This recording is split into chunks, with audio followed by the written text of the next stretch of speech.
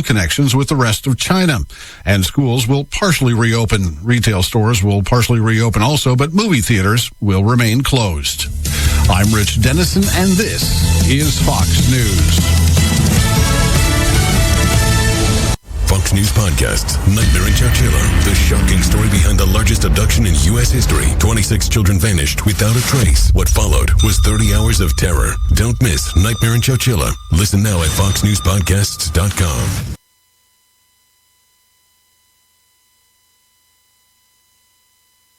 It's time for the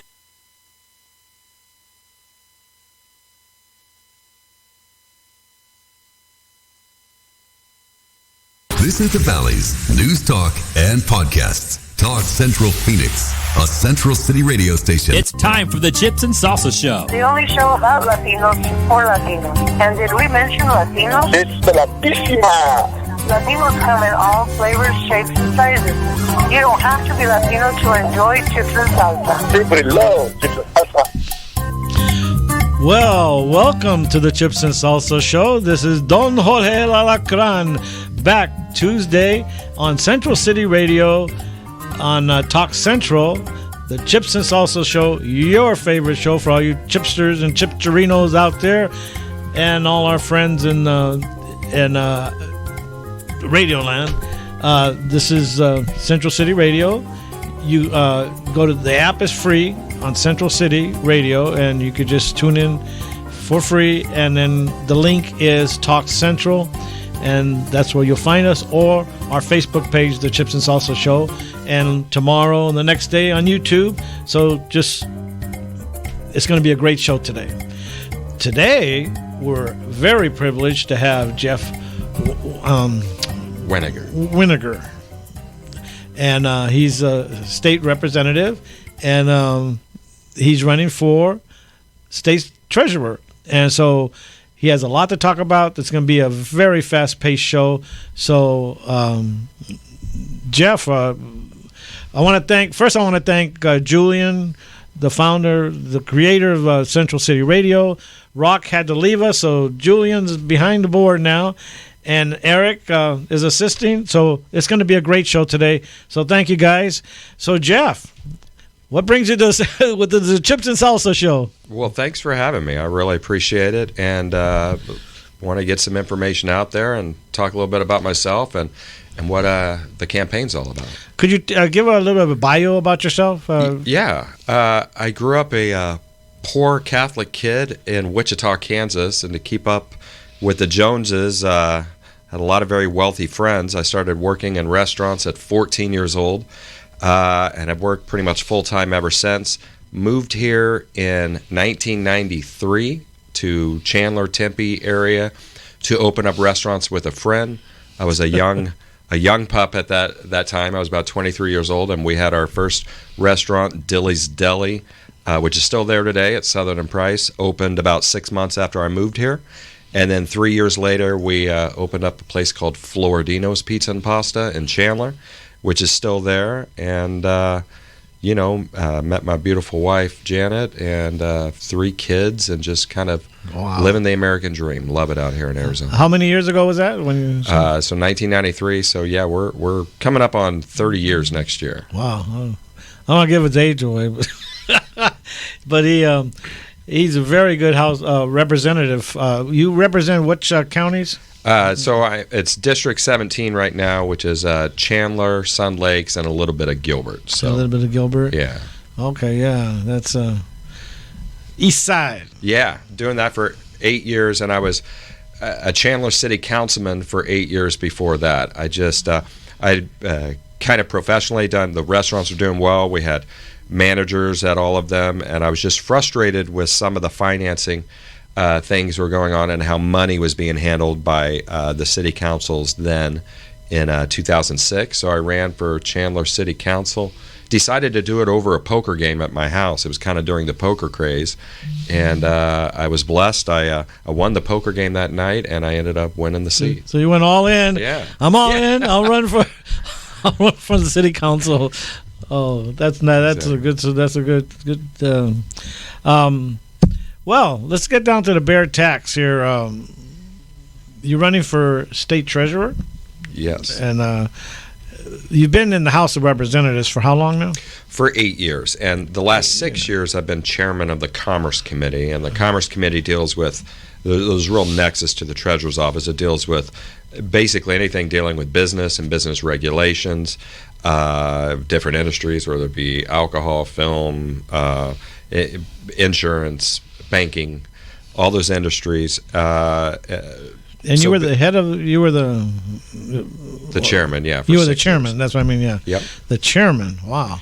So there's a nexus because you're dealing with a lot of things, banking and different things that the Treasurer's Office deals with. And you're making a lot of decisions because, the individual chairmen have a lot of responsibility, and if they don't put something on their agenda, then that bill doesn't go forward pretty much. So, and it's just that one chairperson's responsibility to choose those. Wow, you're like the leader, Yeah. the leader in that committee. Yeah. That's good. 8 years? 8 years in, but 6 years as the chairman. Wow. And so this year, for example, if you'd like to know a couple examples of things that have a nexus, is one, Frank Carroll, who's a West Valley representative, had brought forward a bill that I was very interested in that deals with the banking industry and how they are basically kind of boycotting the gun industry, the firearms industry. So you have a lot of banks that just will not do any loans or do any business with gun manufacturers, and then a lot of the local gun shops or even just people who sell accessories, a lot of banks refuse to process their credit cards. So when I was getting signatures at the gun show, and if you're ever running for statewide office as a Republican, I mean, a little pro tip is go to a gun show to get signatures. It's a very easy place to pick up a lot of signatures. But I had multiple vendors come up to me and say, none of these banks will process our credit cards. They might be able to get somebody down the road, but they're going to charge them an arm and a leg as far as percentage, 8, 9, 10%. They're giving away, 8 to 10 cents of every dollar that they bring in to process credit cards. And so Frank Carroll had a bill to deal with that this year. I think it's stuck in the Senate. So unfortunately, I didn't go forward. But, I made the decision to bring that through my committee and stuff. And then there was another one that Jake Hoffman did, another fellow East Valley legislator, dealing with this more directly.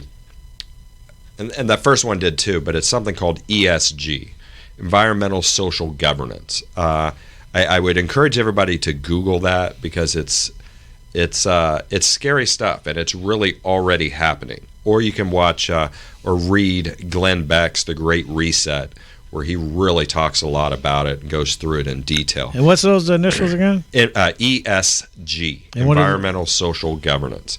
And to me, it's a way for these companies, the way I look at it, to kind of a Trojan horse to get these policies in through the Green New Deal and other things that they couldn't get legislatively to kind of sneak them in. Okay, we have 1 minute, so we're going to go into commercial.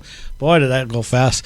You're listening to the Chips and Salsa show, so we'll be back in a minute or two. So this is Don Jorge and Jeff Weninger, our Representative Weninger. The Valley's home for podcasts. Talk Central Phoenix. Get the app on iTunes or Google Play. Hamilton was adopted from a rescue in 2008. He really likes to be around people. I get out my mat and I'm doing a downward dog and he's underneath. He's quite the pug about town. He gets invited to a lot of parties. He knows he's a pretty big deal. Look at this little face. How could you not love him? Hamilton the Pug, Instagram star, and shelter pet. Amazing adoption stories start in shelters. Visit theshelterpetproject.org to find a pet near you. Brought to you by Maddie's Fund, the Humane Society of the United States, and the Ad Council. You make sure his toys don't have any sharp edges. You taught her what to do when the smoke alarm goes off. You do so much to keep your child safe. But are you using the right car seat for your child? Car crashes are a leading killer of children ages 1 to 13. Protect your child's future at every stage of life. For information on the right seat for your child, visit safercar.gov/the right seat. A message from the National Highway Traffic Safety Administration and the Ad Council. So you see, son, good manners are important. Should I go through it again? Yes. Yes, please. Yes, please. Exactly. Always say please, thank you, you're welcome, and excuse me. Sit up straight, hold doors open. Don't speak with your mouth full. Keep your elbows off the table. Share your things, play nice, and generally treat others the way you'd like to be treated. Got it? Got it. And stop picking your nose. Most parenting's hard to do in just 2 minutes. But 2 minutes twice a day making sure they brush their teeth is easier, and it could help save them from a lifetime of tooth pain. Visit 2min2x.org to find out more. A message from the Partnership for Healthy Mouths, Healthy Lives, and the Ad Council. I'm a retired school psychologist, and helping people was my thing. After my stroke, when Meals on Wheels started, I was on the other end of the stick, so to speak. My name is Julius Gaines, creative writer, poet, photographer. 1 in 6 seniors faces the threat of hunger, and millions more live in isolation. Drop off a hot meal and say a quick hello. Volunteer for Meals on Wheels by donating your lunch break at americaletsdolunch.org. This message brought to you by Meals on Wheels America and the Ad Council.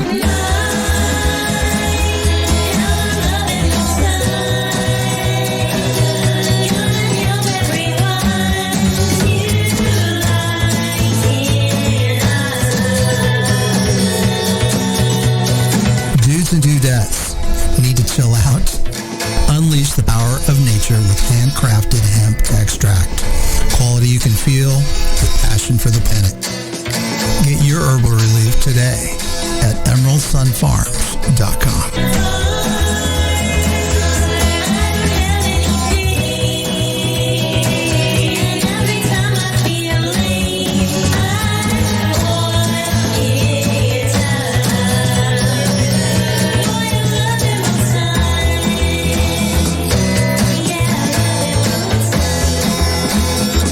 Forest, can you see this?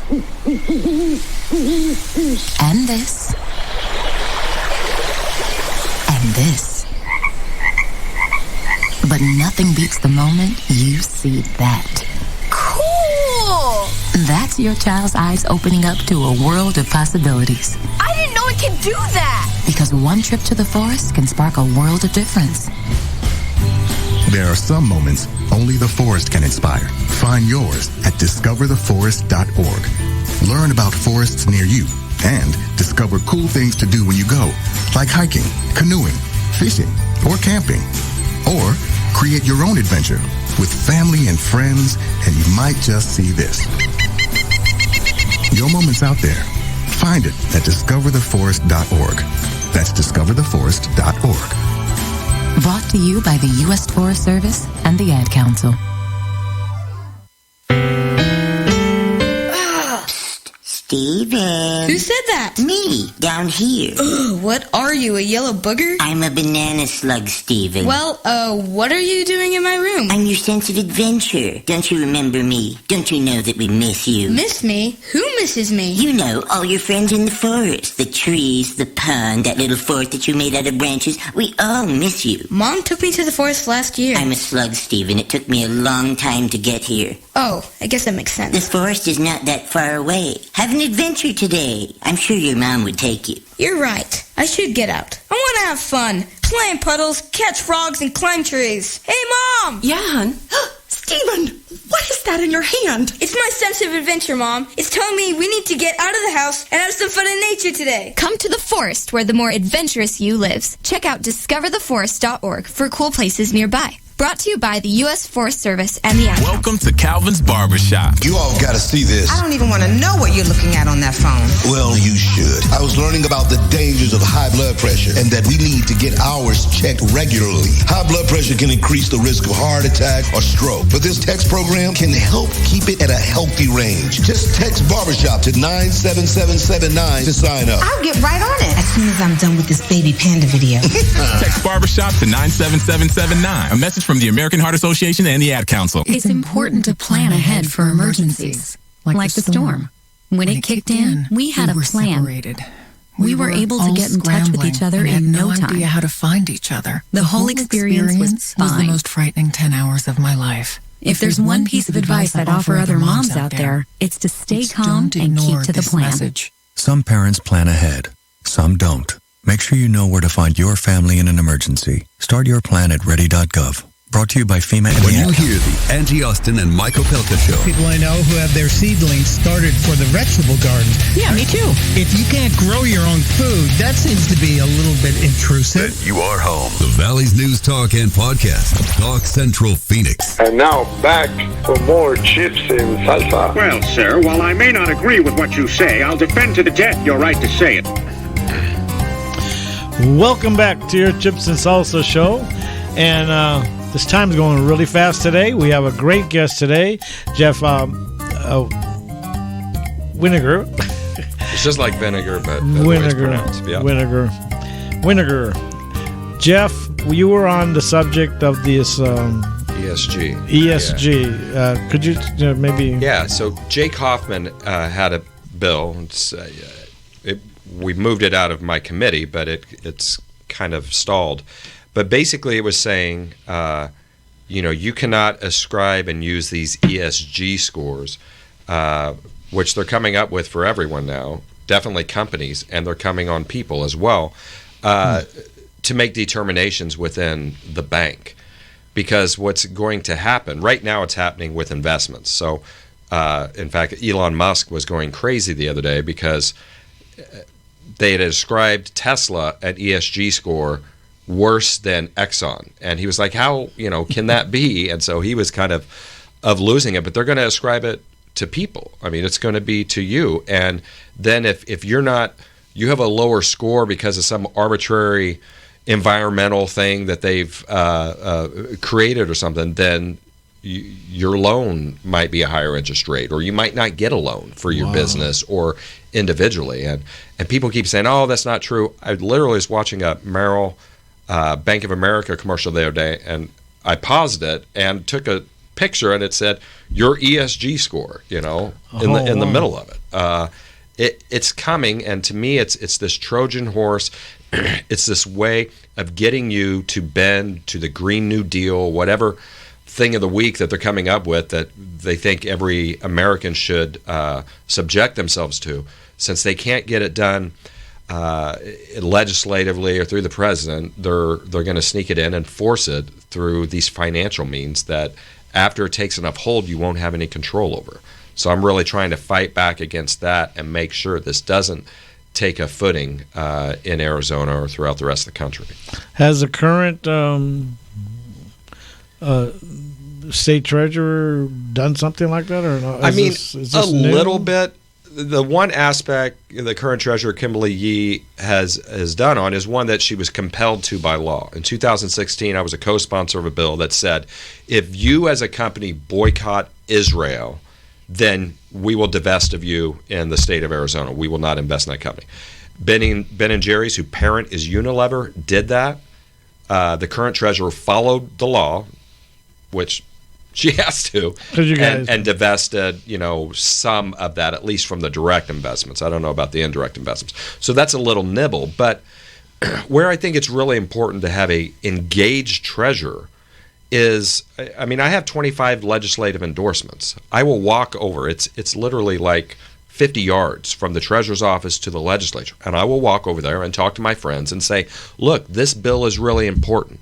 I won't send someone to do it. I'll go do it because it's that important to go over there. And unfortunately, the current treasurer isn't doing that. She didn't weigh in on any of these ESG bills, the Jake Hoffman bill or the one dealing with gun manufacturers and gun rights, that for the banks not to be boycotting them. They didn't weigh in as an office on that. The only thing they said was during one Board of Investment meeting was that they were offended that the legislators didn't come talk to them about it. But I just think it's important to put pride aside and make sure we nip this in the bud and don't allow it to grow in Arizona. Because I saw some of your endorsements. You got senators up the yin yang. Yeah, I've got Congressman Biggs, which was really important too, and then a lot of Karen legislators. Fan, Sonny, was that Vince Leach, J.D. Mesnard, T.J. Shoop. And it just goes on and on. Rusty Bowers, Travis, and then that's just part of the list. The rest of the list just keeps going. Yeah, so a lot of people respect you.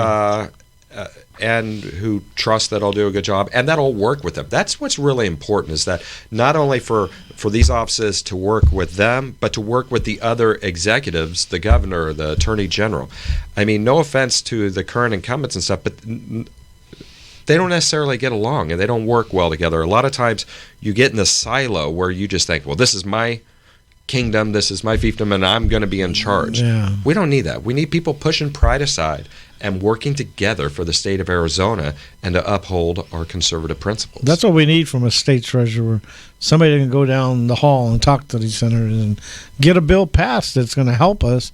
Exactly. And that's going to help all the voters and stuff. Exactly. What other conservative values do you bring to the office? Are you going to bring to the office of state treasurer? I mean, well, one thing is things that specifically deal with the office. I have something called On Day One, and these are things that I would either implement on day one or we would move towards in a very quick fashion.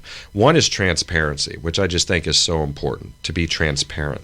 And if you go on the Treasurer's website right now, you would have a very tough time trying to glean what we're invested in at all. And I just think it's very important that that information in a clear and concise way is front and center. I mean, wouldn't you want to know if the state is invested in Facebook, a company and a gentleman who actively worked against President Trump in the last election, did everything that they could, or Apple or any of these different companies?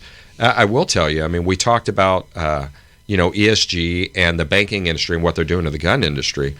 I mean, it took me a lot of digging, but we have a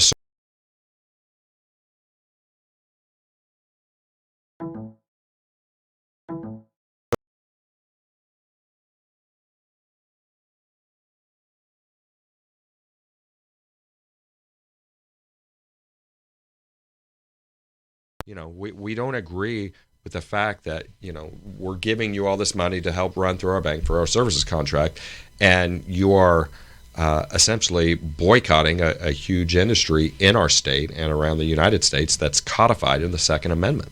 It's just not appropriate. Wow. So I think you need somebody who's engaged and ready to fight and have those tough conversations, and that will be me. But you need to know about it through transparency, that it's on the website where you can see it and see who we're invested in.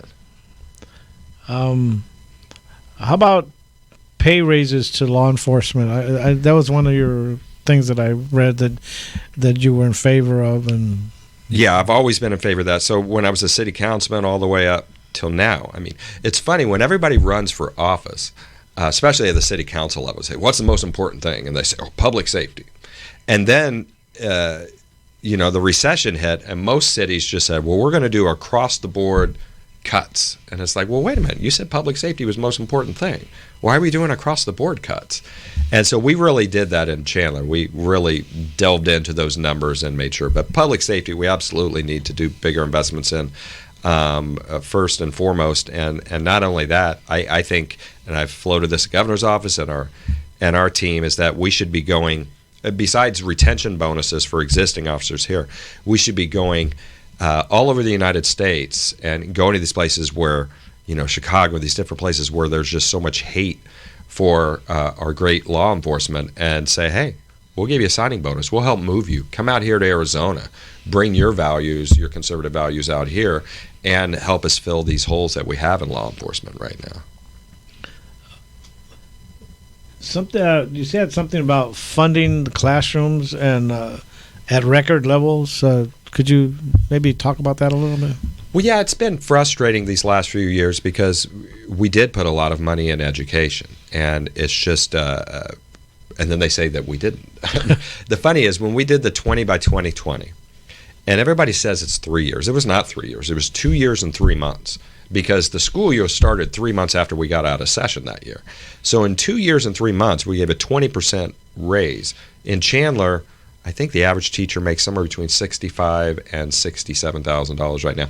I'm not saying it's that's enough, too much. I'm saying a lot of money goes to waste, and we need to have the results front and center and some of those mechanisms. But the Democrats the year earlier, I think they advocated for a 4% raise, and they were heralded as heroes for a 4% raise that they wanted to give. We literally gave a 20% raise in 2 years and 3 months, and of course they just play politics with it. We're going to come right back. We're going to go to another break. It just keeps coming. We have Jeff Weninger here as our guest, and this is Don Jorge.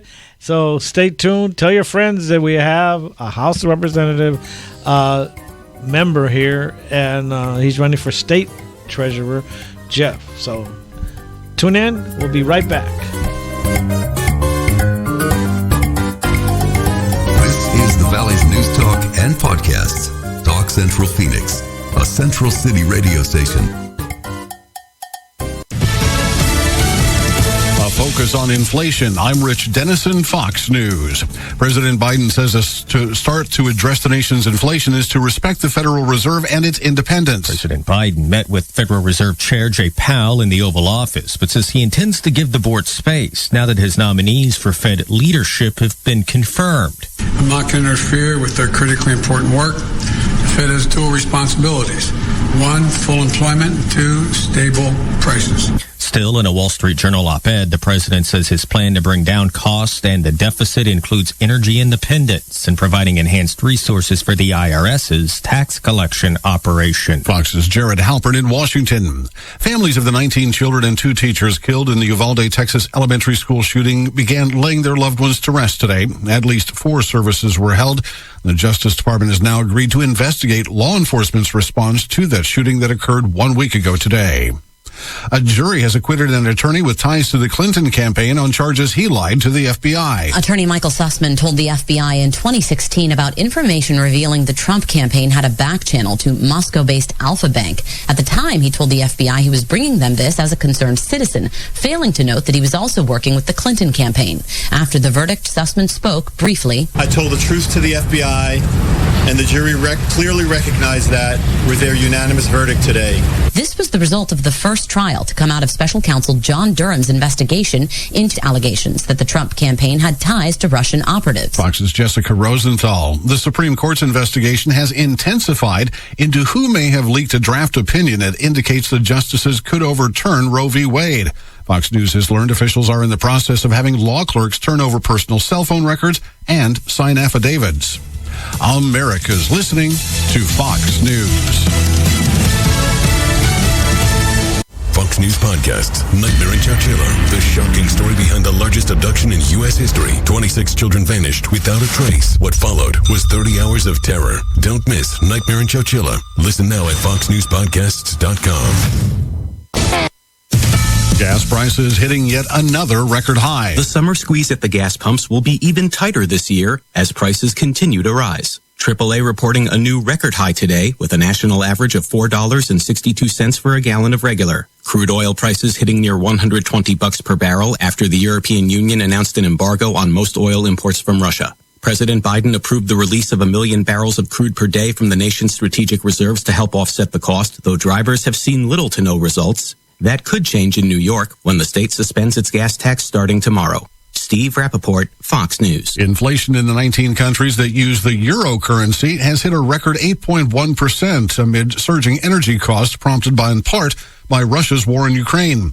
The latest data from European Union statistics agency Eurostat shows that energy prices jumped more than 39%.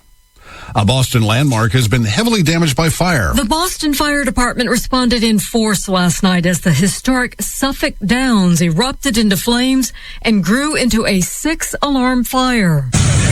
Firefighters tackled the blaze from ladders in the tower. Others were ordered off the roof, and drones were deployed for a thermal image from above.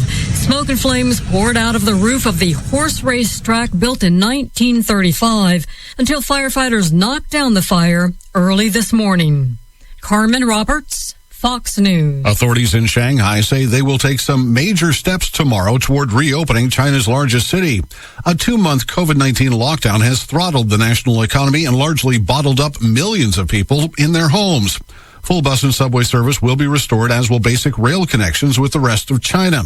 And schools will partially reopen. Retail stores will partially reopen also, but movie theaters will remain closed. I'm Rich Dennison, and this is Fox News. Fox News Podcasts, Nightmare in Chowchilla, the shocking story behind the largest abduction in U.S. history. 26 children vanished without a trace. What followed was 30 hours of terror. Don't miss Nightmare in Chowchilla. Listen now at foxnewspodcasts.com.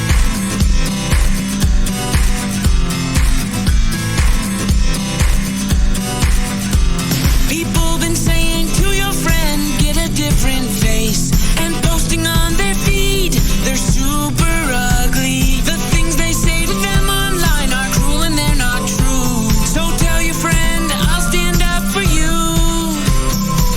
Don't worry, I know what to do. Tell the world I see with an emoji to stop the Know someone who's being bullied online? Send the witness emoji. It looks like an eye in a speech bubble, and it's in the symbol section near the clocks in your phone. You'll let the world know it isn't cool, and you'll let your friend know you care. Learn more about the witness emoji at eyewitnessbullying.org. Brought to you by the Ad Council. When you hear the Kevin Jackson Show, You're hearing that they've mislabeled many of the so-called deaths. 10,000 people have died. But you know what they're also telling you? Overestimated the number of deaths. then you are home. The Valley's News Talk and Podcasts, North Central Phoenix. Okay, so I'm really confused because, my dad's Latino and my mom is white, so does that mean I can only listen to, half of Chips and Salsa? That's the smartest thing I've ever heard anyone say about anything. Welcome back to your Chips and Salsa show. This is Don Jorge on Central City Radio and on Facebook and also on YouTube. And our guest today is fantastic, is Jeff Weninger, and he is running for state treasurer. He is on the House of Representatives now. On the what committee was that? Commerce Committee. The Commerce Committee, and chairman of the Commerce Committee, right? Yeah. Chairman of the Commerce Committee. One thing I wanted to go into is we got hit by the virus, the coronavirus, and everybody had to stay home. And how did the House of Representatives handle it? I mean, because we heard about it, but not too.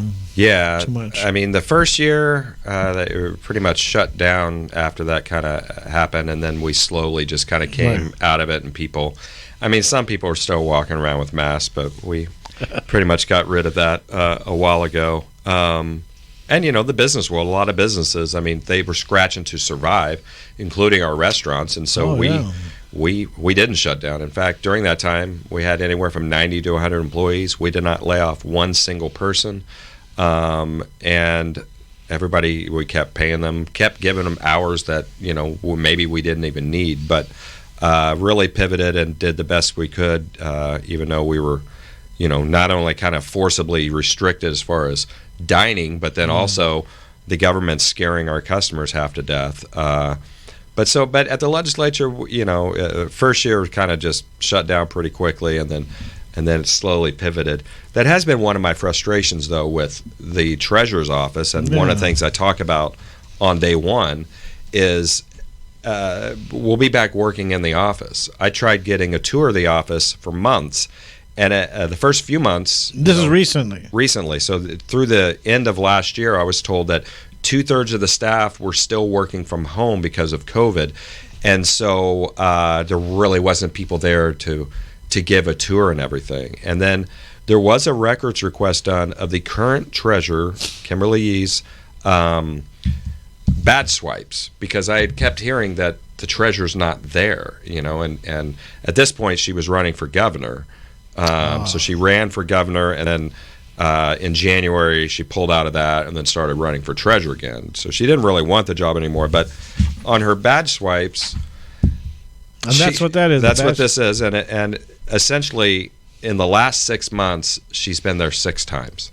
6 times? And she's times a state treasurer. Months. She's running the treasury for the state of Arizona. It's handling all of your money, investments, the state bank, where all the money from the budget flows through. And to put it in context, I've been in the legislature for 8 years. I've missed 3 days in 8 years. 1 day because I was really sick, and the other days because I flew to D.C. to testify before the U.S. Senate Commerce Committee on a bill of mine that got passed. So in 8 years, I've missed 3 days. With the current treasurer, there was a span there between November, December, and 10 days of January where there were 70 days where she didn't set foot in the office one time. So the people are running the state from their house? Is that what you're saying? I don't know. I mean, I think you should be in the office, especially when you're dealing with, I think there's 30 to 35 employees at the treasurer's office. Unless there's some ultra secure setup for a few of them, and that's one thing that's been said is the traders do it from home. But I don't necessarily want the state's business with these kinds of financial transactions being done on a home network that could be hacked or different things. Oh, that's unbelievable. I didn't know that. 6 times. I take a lot of pride in work, and I think when people elect me, they expect me to be there at the job, and that's why I've missed 3 days in 8 years. Again, 2 of them were kind of working because I was in D.C. testifying, and one of them, And this can be verified by the card swipes because they have to swipe the card when they come in. It's a building that's secure, so you have to swipe the card to get in. And they've record requested my stuff. So this is what campaigns do. They might get somebody. Little inside info. They might get somebody, disassociated with the campaign to do it. We did that, and they've done that. This went through Arizona Department of Administration because they control all the buildings. They work, it's under the governor's office, but they control access to all the buildings, so they had the information as well. Wow. The records request they did for us, we will be producing, I think, and hope this week. It was done, I think, less than 2 weeks ago. Goes through my whole calendar for the last few years, and they'll be able to see that I've missed 3 days in 8 years. So, nothing to see there. Yeah, so that's big news. I think so. Would you want your attorney general only in the office 6 days in the last 6 months? Would you want your governor in the office 6 days last 6 months?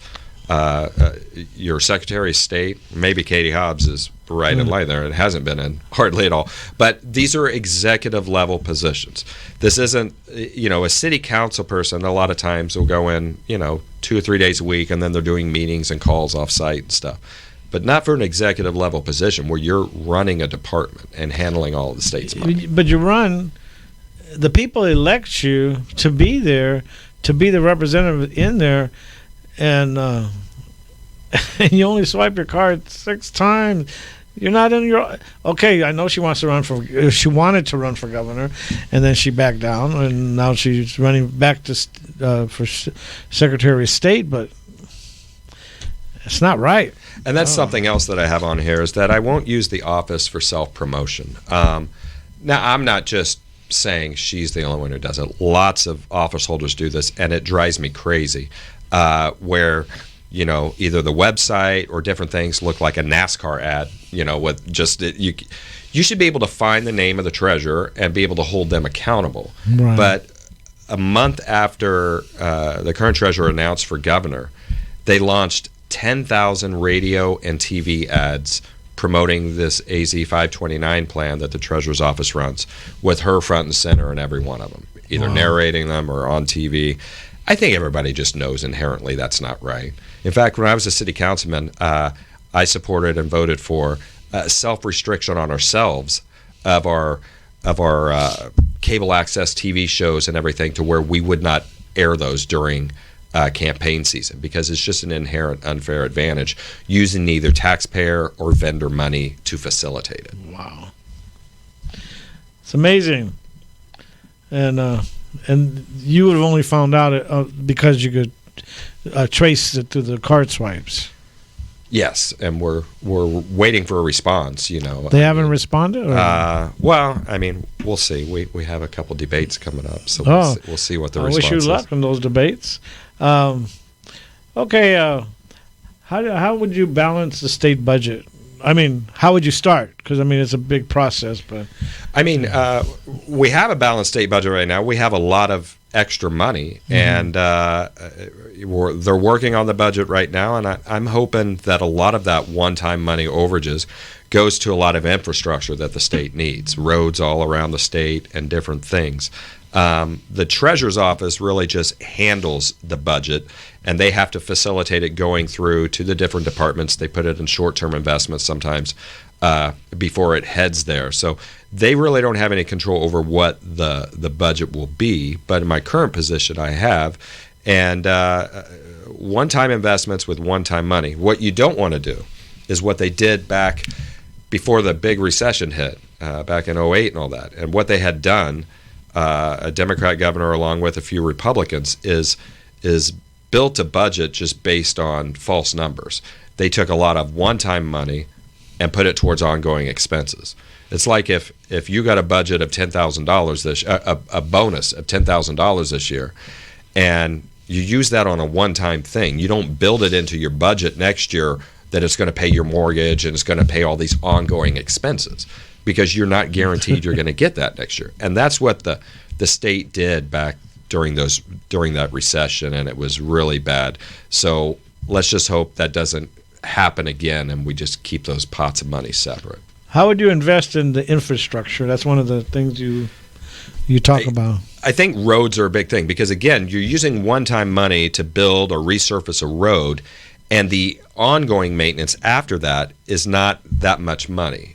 So you can invest in that. You can invest in water, those kinds of things that will help us in the future save more ongoing money. Okay, looks like we have another break coming, believe it or not. So we're going to go to our break, and we're going to come back to close it out, I believe, right? That's our last segment. And this is Don Jorge of the Chips and Salsa Show, and Jeff Weninger running for state treasurer, and he's in the House of Representatives, so we can call him the representative right now. He is a representative. The Valley's home for podcasts. Talk Central Phoenix. Get the app on iTunes or Google Play. Hello, Kubo. What have you got planned for today? Come on, this way. Adventure can be found anywhere, but the best place to start is in the forest. It's the most powerful magic there is. Head outside to discover incredible animals. Wow. And beautiful plants that come together to create an unforgettable adventure. So grab your loved ones and explore a world of possibilities. Visit discovertheforest.org to find the closest forest or park to you. Brought to you by the Ad Council and the U.S. Forest Service. My teacher said that we should have a plan in case of an emergency. Do we have one? First thing I'm going to do is grab a flashlight with dead batteries. I'm going to start randomly throwing clothes in the bag. You two will be hiding in the closet and Dad won't be able to find you. And that's when we both start crying. Uncontrollably. Can you pass the cutlets? Winging it is not an emergency plan. Make sure your kids know what to do during an emergency, who to call, where to meet, what to pack. Search Ready Kids at nyc.gov or call 311. Brought to you by the New York City Office of Emergency Management and the Ad Council.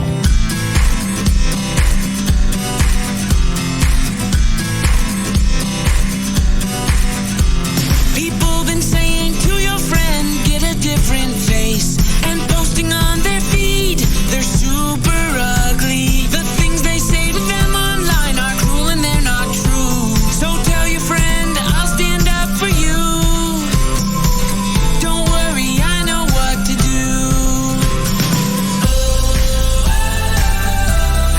Tell the world I see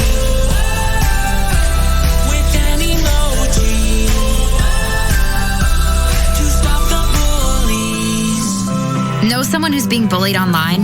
Send the witness emoji. It looks like an eye in a speech bubble, and it's in the symbol section near the clocks in your phone. You'll let the world know it isn't cool, and you'll let your friend know you care. Learn more about the witness emoji at eyewitnessbullying.org. Brought to you by the Ad Council. Hamilton was adopted from a rescue in 2008. He really likes to be around people. I get out my mat and I'm doing a downward dog and he's underneath.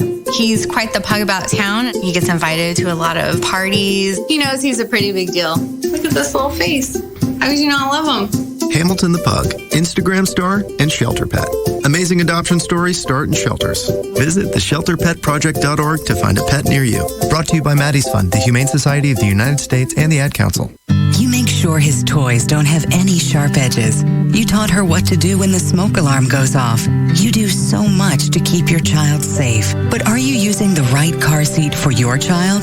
Car crashes are a leading killer of children ages 1 to 13. Protect your child's future at every stage of life. For information on the right seat for your child, visit safercar.gov/the right seat. A message from the National Highway Traffic Safety Administration and the Ad Council. So you see, son, good manners are important. Should I go through it again? Yes. Yes, please. Yes, please. Exactly. Always say please, thank you, you're welcome, and excuse me. Sit up straight, hold doors open. Don't speak with your mouth full. Keep your elbows off the table. Share your things, play nice, and generally treat others the way you'd like to be treated. Got it? Got it. And stop picking your nose. Most parenting is hard to do in just 2 minutes. But 2 minutes twice a day making sure they brush their teeth is easier, and it could help save them from a lifetime of tooth pain. Visit 2min2x.org to find out more. A message from the Partnership for Healthy Mouths, Healthy Lives, and the Ad Council. I'm a retired school psychologist, and helping people was my thing. After my stroke, when Meals on Wheels started, I was on the other end of the stick, so to speak. My name is Julius Gaines, creative writer, poet, photographer. 1 in 6 seniors faces the threat of hunger, and millions more live in isolation. Drop off a hot meal and say a quick hello. Volunteer for Meals on Wheels by donating your lunch break at americaletsdolunch.org. This message brought to you by Meals on Wheels America and the Ad Council. Are you here in the booth with Jim Bunner? Basically, it just seems as if no matter what Donald Trump does, he tries to tout a potential vaccine for this terrible disease. You just can't do anything right. Then you are home. The Valley's News Talk and Podcast. Talk Central Phoenix. It's time for the Chips and Salsa Show. Vámonos. I love chips and salsa. Can I listen too? You got it. Take it away. Yes, sir. Sure, we got it. Welcome back to the final episode of the Chips and Salsa Show, the final segment. This show's going by really quick. Thank you, Chipsters, for tuning in. And we've had a fantastic guest here, and we still have him here, and he has a few more things to talk about. Jeff Weninger, he's a candidate for state treasurer, and he's the House of Representative on the, what committee again? It's like Commerce Committee. Commerce Committee. So, Jeff, one question, and then from there we'll go to your campaign. How would you create economic, economic,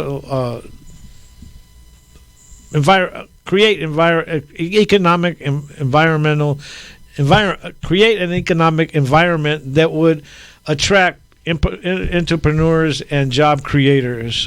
Maybe you can go into that. Yeah, no, it's a good question. I think it's what I've helped with the rest of the House and a lot of great people on my Commerce Committee these last few years is try to create that environment that allows existing businesses to grow and attracts other businesses to the state. And I think you do that a lot just by getting government out of the way.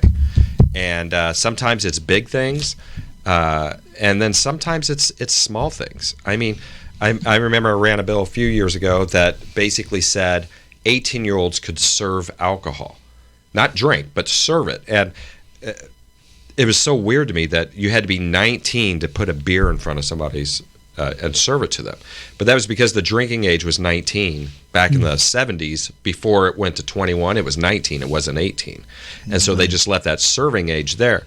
I mean, that's a little thing, but there's new technologies, whether it be blockchain or 5G and these different things that we ran bills on to get government out of the way of people. One thing on 5G was we're vastly behind because of the regulatory environment, and we got a streamlined process agreement with the cities to help grow that, because Asia and all these other markets were getting way ahead of us, and they were going to attract all these companies because of that, and we were going to be way behind because of this regulatory environment. So it's a lot about just getting government out of the way, but not being afraid to do small things. A lot of times, some people don't want to do the work for a little small thing here and there. And would that come out of the state treasurer, or no? That comes out of the Commerce Committee. But again, if I think there are good policies and good bills that people are wanting, and I can, lend some of my experience, I'll be over there walking the halls every day or every other day. I think it's important to have that relationship. And you know what? To have that relationship, you have to be there. You got to be at the job.